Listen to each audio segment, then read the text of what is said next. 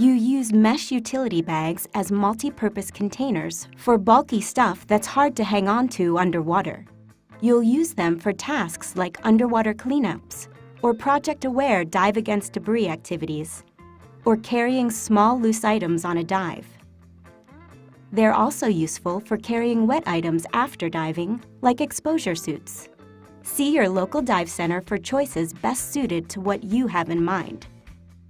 An important point: hand carry a loaded mesh utility bag while diving, so you can let go of it if it tangles or weighs you down. You use a slate or wet book for communication, writing down dive information, and so on. You can choose from different sized slates. Pick one you can pocket easily. Wet books use waterproof paper and offer more room for writing. Most are about this size, and because they flex, fit comfortably in exposure suit thigh pockets.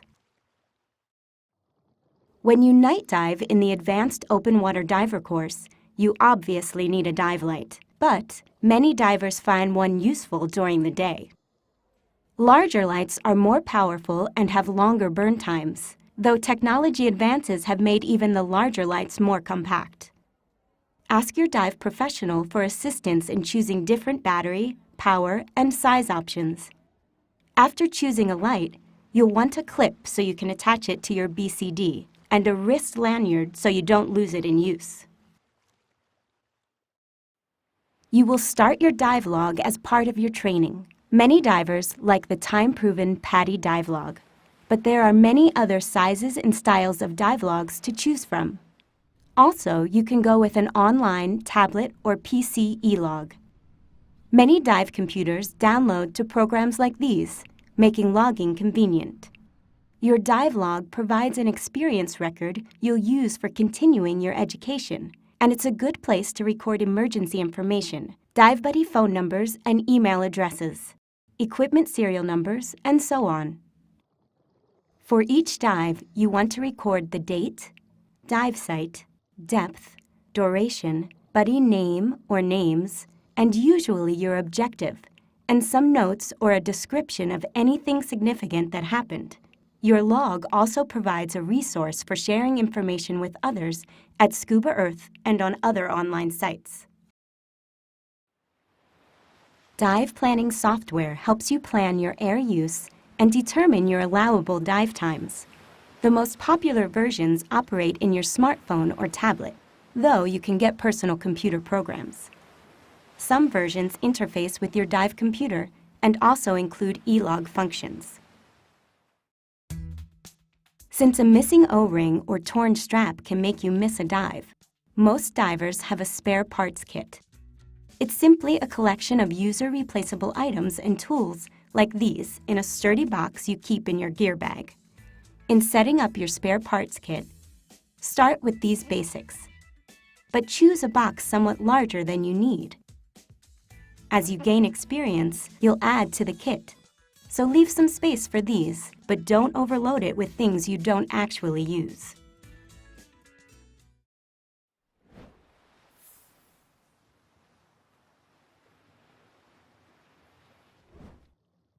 You dive relaxed, but like any sport, diving can be physically strenuous, such as when walking in your gear, swimming in a current, or when responding to an emergency. So, stay reasonably fit with a regular exercise program approved by your physician. Eat well, get adequate rest, and keep immunizations current. It's also a good idea to have a physical examination regularly. Like any physical activity, diver stresses put demands on your heart and cardiovascular system. This can happen lifting and carrying gear due to heat stress from wearing exposure suits in the sun, and so on. These factors can cause heart attacks in predisposed individuals, and they can be issues for other cardiovascular conditions. If you have or may have increased cardiovascular risk, be sure to discuss it with your physician. Never use alcohol or tobacco prior to diving. If you drink, use moderation the night before diving. Some drugs can create problems while diving, so be cautious and consult your physician if you're unsure whether you can use a particular drug. You want to be in good physical health when diving. If you feel ill, cancel the dive. Dive again when you're well, and as you've already learned, don't use medications to eliminate symptoms and dive while you're sick. Diving is supposed to be fun, and you enjoy it by diving when healthy. Like in any activity, you keep your dive skills and knowledge sharp by using them and by diving regularly.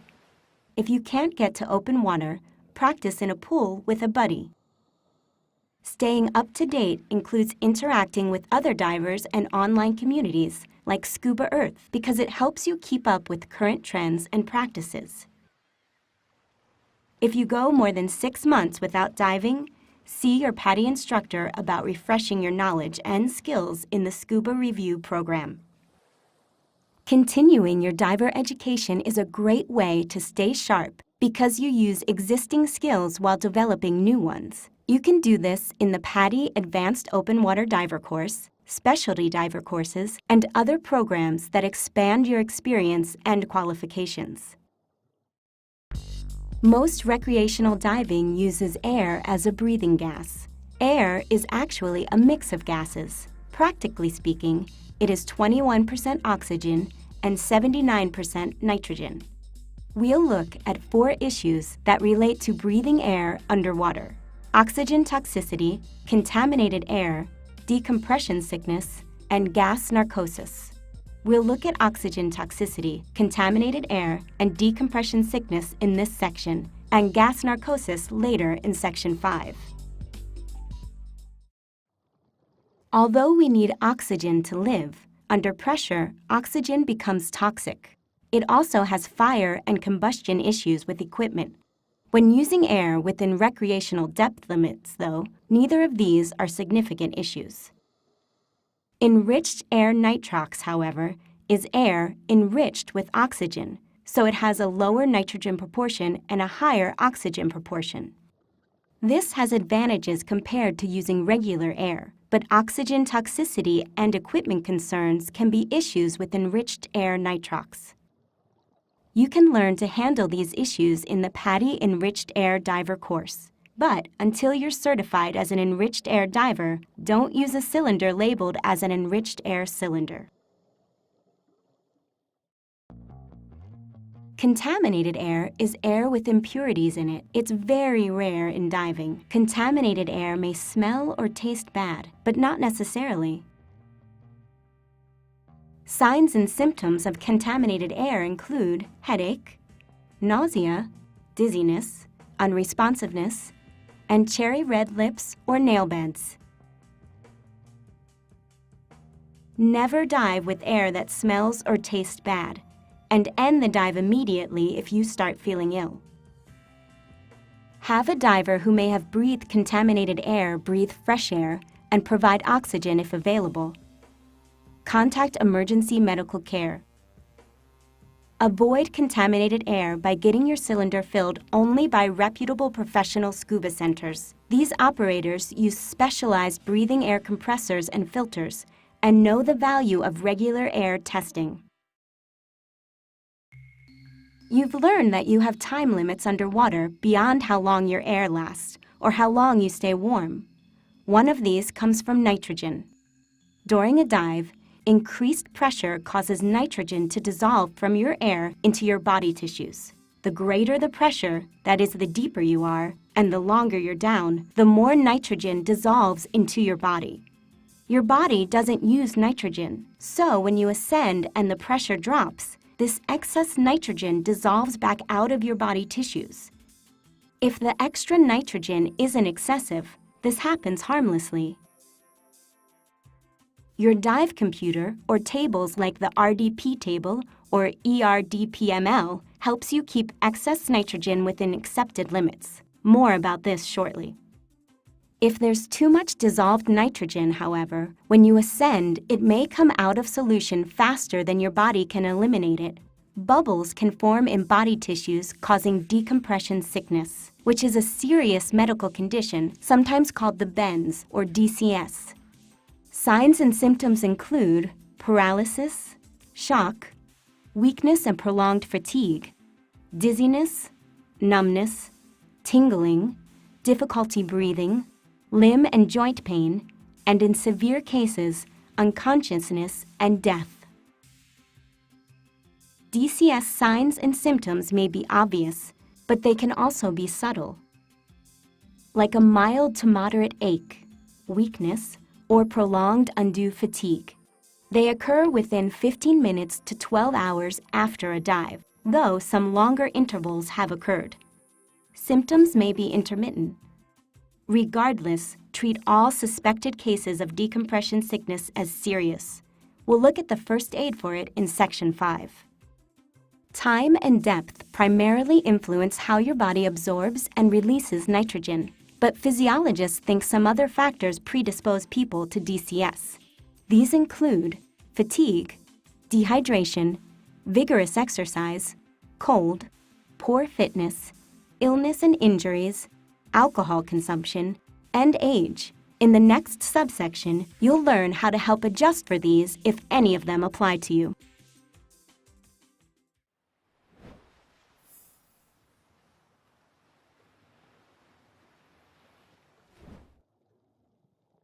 To keep the risk of decompression sickness very low, we need to keep excess nitrogen levels within accepted limits. But there's no way to measure the actual nitrogen dissolving into our bodies, so we use dive computers and dive tables. Dive computers and dive tables apply a mathematical model to estimate the changes in body nitrogen before, during, and after a dive. Based on the outcomes of thousands of dives, decompression models are highly reliable for the vast majority of people, most of the time. But they don't assess anything actually going on in your body, and they don't know if any predisposing factors apply to you. Because people vary in their susceptibility to decompression sickness, no dive computer or dive table can guarantee that decompression sickness will never occur, even though you dive within its limits. As a diver, you must accept that some risk of DCS remains. To help reduce and manage the remaining risk, the key is to always dive well within dive computer or table limits. And be a safe diver. Slowly ascend from every dive, no faster than 18 meters or 60 feet per minute, or slower as specified by your computer. Make a safety stop at 5 meters or 15 feet. All of these practices help keep you well within the model's predications. As a recreational diver, you always make no-stop dives. This means that at any time during a dive, you could ascend directly to the surface if you had to. To do this, you stay within your computer's no-stop limits, which you can access before the dive for planning. The deeper you dive, the faster you absorb nitrogen. So as you can see, the no-stop limits get significantly shorter as depth increases. Times differ slightly with different models, but these are typical. During the dive, your computer updates your no-stop time based on the time you spend at each depth. Your remaining time will be shortest at your deepest point, but it increases as you ascend because nitrogen absorption slows. Diving so you get more time by ascending to a shallower depth is called multi-level diving. This is one of the big advantages of dive computers. Tables base your time limit on your deepest depth, even if you don't stay that deep the whole dive, which is often not the case. Note that the exception to this is the ERDP-ML, which lets you plan multi-level dives. Let's look at how your limits might change during a typical dive. These divers want to dive to 18 meters or 60 feet. Explore a bit, then gradually work their way upward so they stay well within no-stop limits and have 50 bar or 500 psi air left when they surface. During pre-dive planning, they scroll their no-stop times. Their computers show 140 minutes no-stop time at 12 meters or 40 feet, and 55 minutes at 18 meters or 60 feet. They decide they will descend to 18 meters, or 60 feet, then start back up at 30 minutes. The dive goes as planned. After half an hour at 18 meters, or 60 feet, their computers showed 25 minutes no stop time remaining. They head upward along the reef and level off at 12 meters, or 40 feet. Their computers show 83 minutes no stop time. This is a lot more time than they had at 18 meters, or 60 feet, but their bodies have absorbed nitrogen, so it's less than the 140 minutes they had before diving. However, it's more no stop time than they have air, so they end the dive with enough air to ascend, make a safety stop, and surface with a 50 bar or 500 psi reserve. Dive computers and tables' ascent rates are part of their calculations, so stay within these rates. Safety stops are not required for surfacing within model limits, but you make them for added conservatism well within limits. In an emergency, like an out-of-air situation, you would omit the stop, but otherwise make it. If you accidentally exceed a no-stop limit, on the other hand, you must make a decompression stop. In this case, you need the stop to release excess nitrogen before surfacing. Without the stop, you would exceed model limits and have an unacceptable decompression sickness risk. You'll learn more about emergency decompression stops in Section 5.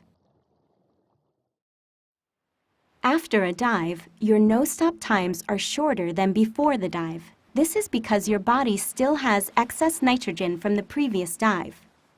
We call the nitrogen from a previous dive residual nitrogen, and a dive made while you still have residual nitrogen a repetitive dive. When you make a repetitive dive, your no-stop limits are shorter because you already have nitrogen in your body. Your computer must account for this residual nitrogen as well as what dissolves into your body on the repetitive dive. You have to wait several hours without diving, usually 12 or more, before body nitrogen levels return to normal. After that, a dive isn't considered a repetitive dive. Although you still have nitrogen in your body after a dive, during a surface interval between dives, the nitrogen levels decline. As a result, the longer the surface interval, the more no-stop time you have on a repetitive dive. Your computer calculates your theoretical nitrogen levels continuously, so it is important that you use the same computer for all dives throughout the day. It remembers your residual nitrogen, so don't share or trade computers, and don't turn it off. Most models won't let you anyway. If you don't dive with the same computer continuously, it can't accurately calculate theoretical nitrogen. Diving without using the same computer for all dives greatly increases your risk of decompression sickness. And follow any additional manufacturer recommendations regarding the use of a computer for repetitive diving. Before using your dive computer, read the manufacturer literature completely. Dive computers vary in their features and layout, but as a minimum, virtually all tell you your no-stop limits before a dive. While underwater, you can read your depth, elapsed time, and your no-stop time remaining. An ascent rate indicator guides your ascent speed, and emergency decompression information comes up if you accidentally exceed a no-stop limit. Between dives, you can read your surface interval time and recall previous dive information. When you're ready to plan your dive, you activate it by pressing a button or touching contacts like this. With your buddy, agree on a maximum depth and time based on the scrolled no-stop limits. Remember that repetitive dives have shorter no-stop limits, and that shallower dives and multi-level dives have longer ones. Plan a maximum time and your air use limits. You often have far more no-stop time than your air will last. You turn the dive based on whichever limit you or your buddy reaches first: time, air supply turn point, or remaining no-stop time. You may want to note these on a slate to reference during the dive. There are 6 guidelines to follow while diving with your computer. 1. Dive the plan. Don't go deeper or stay longer than planned just because your computer will let you. 2. Stay well within computer limits. Never let your remaining no-stop time get close to 0. 3. Follow the most conservative computer, yours or your buddy's. 4. Watch your SPG and manage your air supply. 5. When you can, start at the deepest point and progress shallower. When making more than one dive, make the deepest dive first. This gives the most no-stop time and is considered a conservative diving practice. And 6. Ascend slowly within your computer's ascent rate and make a safety stop. Dive computer failure is very rare. Most self-check and confirm adequate battery power when activated. If one fails during a dive, however, you have 2 options. The first is to ascend, make a safety stop, and end the dive. By diving well within limits, you should be within acceptable theoretical nitrogen limits. If you have 2 computers and have been diving with both of them, your second option is to continue the dive with the working computer. If your computer fails between dives and you've been diving with 2, you can make another dive using the one that works. If you've been diving with one computer and it fails, you may be able to continue diving by using your time and depth information with dive tables, a depth gauge, and timer. Otherwise, you need to wait 12 hours before diving again with a working computer.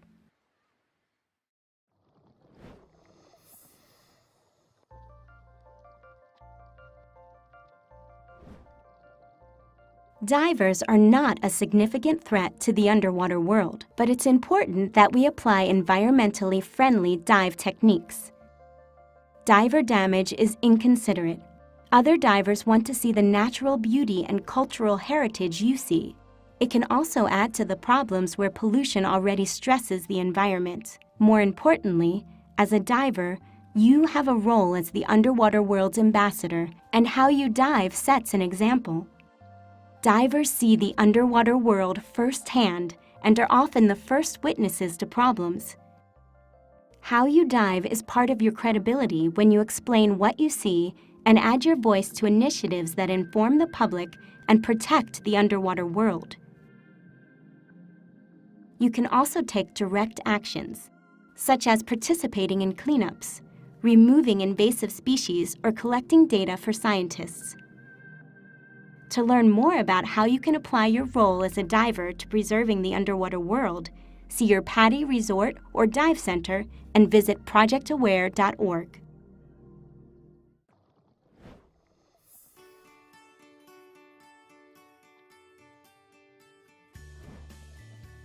A skill you'll learn is how to put on your scuba kit at the surface.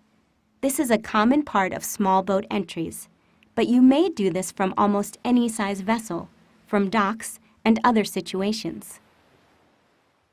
With your equipment fully assembled, go through your pre-dive safety check, even though you're not wearing it.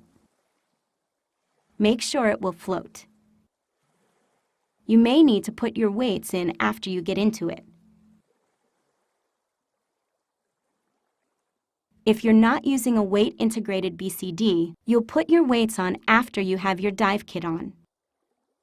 Don't enter the water without a BCD while wearing your scuba weight system. When ready, put your gear in the water, on a line if you won't get in right away, or your buddy can hand it to you after you enter. Enter using a suitable technique, like the controlled seated entry. For this entry, sit like this and put both hands on the deck, like this. Pivot onto your hands and lower yourself in, like this. Now, unbuckle the waistband, hold your kit upright and slip into it. It may help to have just enough air in the BCD so it barely floats.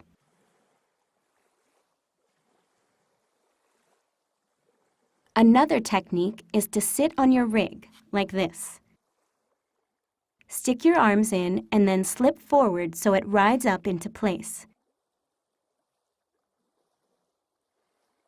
After it's on, secure and adjust the harness. Then put on your weight system if it was too heavy to put on before. Once your buddy's in his kit, finish the F step, final check of the pre-dive safety check to be sure all straps are secure and that you didn't accidentally trap any hoses.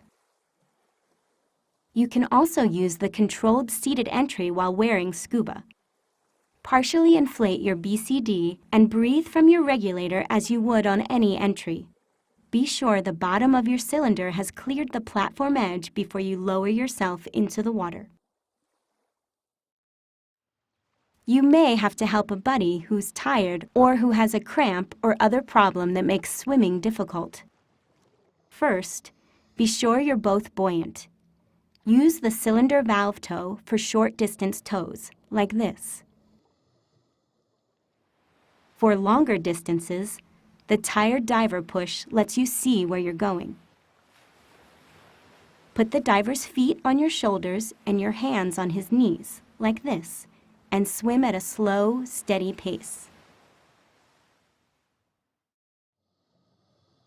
This skill combines your neutral buoyancy skill with descending, swimming and ascending just as you will in open water. You'll pretend that the bottom, or an area, is fragile, like coral, and avoid contact with it. When ready, make a 5-point descent with your buddy using a line or other references as a visual reference only. Control your descent by controlling your buoyancy so that you stop and achieve neutral buoyancy about 1 to 1.2 meters or 3 to 4 feet above the bottom. Then, control your buoyancy and swim without touching the bottom. Control your movements, not just your buoyancy. Learn to only make contact with something when you intend to. Return to the reference line and make a 5-point ascent using it as a visual reference only, again without touching the bottom. If you lost your mask and couldn't recover it, you'd have to end the dive without it. The no-mask swim lets you practice this. Remove your mask and make buddy contact. Keep your eyes open if you can, but close them if you're wearing contacts. Swim at least 15 meters or 50 feet, equalizing your ears and controlling your buoyancy with your buddy assisting. Concentrate on breathing through your mouth. If you get a little water in your nose, exhale through it. After completing the swim, replace and clear your mask. In Section 3, you learn that you can breathe from a free-flowing regulator. To simulate a free flow, you or your instructor will depress the purge button. Remember to hold the mouthpiece against your lips, like this. Don't seal your mouth on it, but you can insert one side if it helps. Let the excess air escape as you sip the air you need from the flow.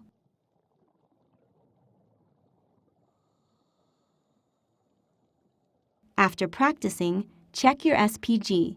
You may be surprised at how much air you used. This shows that it's important to start your ascent promptly when breathing from a free-flowing regulator. If you have to disconnect your low-pressure inflator, you can orally inflate your BCD underwater to control your buoyancy. Hold the inflator or deflator in your left hand like this. Take a breath from your regulator, then blow a third to half your breath into your BCD, like this, and save enough to clear your regulator. Go back to your regulator, then repeat the process if you need more buoyancy. Don't forget, blow bubbles when the regulator's out of your mouth. After establishing neutral buoyancy, hover for 60 seconds using breath control and making small adjustments as needed.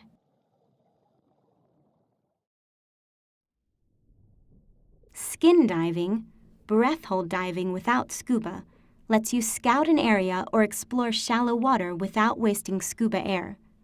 You can also skin dive where scuba diving isn't available. Proper breathing helps you hold your breath longer. Relax and breathe from your diaphragm. The practice of hyperventilation, breathing deeply and/or rapidly before holding your breath, was once common, but is no longer preferred because if not done properly, it may cause you to lose consciousness underwater, which can cause drowning. Relaxed diaphragm breathing will help you hold your breath longer. When you return to the surface after a breath hold dive, breathe normally from your diaphragm. A strong exhalation after surfacing from a long breath hold can cause you to become faint. Relax for several minutes while your body oxygen and carbon dioxide levels return to normal. If you feel dizzy or lightheaded, or feel tingling in your hands, arms, or feet, stop diving down. Rest. Relax and breathe at the surface until you fully recover. Use a head-first surface dive, sometimes called a duck dive, to get underwater quickly. Swim forward, breathing relaxed from your diaphragm. Then hold a breath and bend forward, like this. See how you lift your legs as straight and high as you can? Their weight pushes you down efficiently. Swim downward, equalizing as you've already learned. Relax and explore. With practice, you may be surprised how long you can stay on one breath. Notice that your buddy stays up while you're down. Take turns, one up, one down. That way, if someone needs help, the buddy comes down to assist with a fresh breath. When you feel the urge to breathe, look up, reach up, and turn so you can see as you come up. While looking up, exhale as you go through the last meter or few feet of water. Keep exhaling as you roll forward to a swimming position, and your snorkel should be nearly clear of water. If not, use the blast method you learned earlier. Some divers prefer the blast method in any case. Sometimes you take your kit off in the water to exit. Inflate your BCD, then remove and hand up your weights. Switch to your snorkel, then release your harness and slip out of your rig. It may help to only inflate the BCD enough for your rig to float. Keep all your other gear in place. Then hand up your kit or tie it to a line.